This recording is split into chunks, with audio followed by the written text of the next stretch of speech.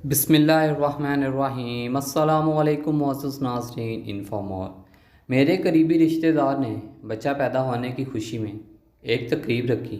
दावतनामा देखते ही मन में ख़याल आया कि अगर आदमी अमीर हो तो कोई भी तकरीब बना लेता है, कोई भी नई रस्म व रिवाज पैदा कर लेता है, फिर चाहे मज़हब से इसका ताल्लुक़ हो या ना हो। मैं शिरकत के लिए तकरीब में पहुंच गया।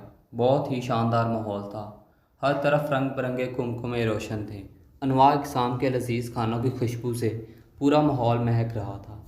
गर्मी का मौसम होने के बावजूद शामियाने में पुरलुत्फ़ ठंडक महसूस हो रही थी। शामियाने में बड़े बड़े वाटर कूलर चल रहे थे जिसके पानी में इत्र मिलाया गया था। हर तरफ खुशी का माहौल था, कहके गूंज रहे थे। धीमी आवाज़ में मौसीकी चल रही थी और लोग लजीज़ खानों का मज़ा ले रहे थे। हर फर्द अपनी मस्ती में मस्त था। हर कोई सरूर व मसरत के कैफ में डूबा हुआ था कि मेरी नज़र अचानक इस गुब्बारे वाले पर पड़ी जो बाहर शामियाने के कोने पर गुब्बारे लिए इस उम्मीद में खड़ा था कि शायद यहाँ इसे कुछ गुब्बारे बिक जाएं तो आज इसका भी चूल्हा जल जाए। मेरी नज़र बार बार इसके चेहरे पर टिक जाती। अजीब आसो उम्मीद थी, या जैसे सोच रहा हो कि क्या हमारे नसीब में ये सब हो सकता है, क्या हमारे बच्चों के नसीब ऐसे हो सकते हैं।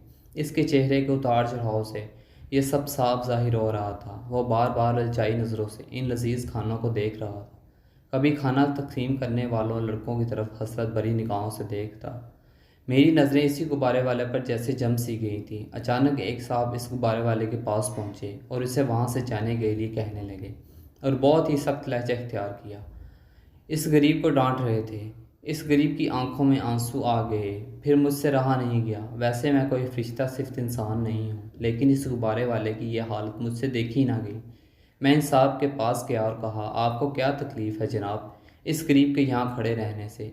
अपने रोज़गार के लिए खड़ा है, किसी की जेब तो नहीं काट रहा। वो साहब कहने लगे, जनाब ऐसे लोगों का क्या भरोसा। मेरे बर्दाश्त से बाहर हो गया और मैं बहुत ही ऊंची आवाज़ में इन साहब पर बरस पड़ा। यह सब देख कर वो गुब्बारे वाला डर गया और मुझसे कहने लगा, छोड़िए जनाब, जाने दें, मैं ही यहाँ से चला जाता हूँ। चीखो पुकार सुनकर मेज़बान साहब भी वहाँ तशरीफ़ ले आए और जब उन्होंने पूरा माजरा सुना तो गमगीन हो गए। इन साहब से कहा गुब्बारे वाले से और मुझसे माफ़ी मांगे। मैं हैरत ज़दा हो गया, लेकिन वो साहब माफ़ी मांगने के बजाय गुस्से से वहाँ से चले गए। फिर मेरी आंखों ने एक और करिश्मा देखा। इन मेज़बान साहब ने गुब्बारे वाले को बड़ी इज्जत और एहतराम से खाना खिलाया और इसके साथ बच्चों के लिए खाना भी पैक करके दिया। अल्लाह कितना रहीम है। और मेज़बान तो फरिश्ता सिर्फ निकला। Thanks for watching.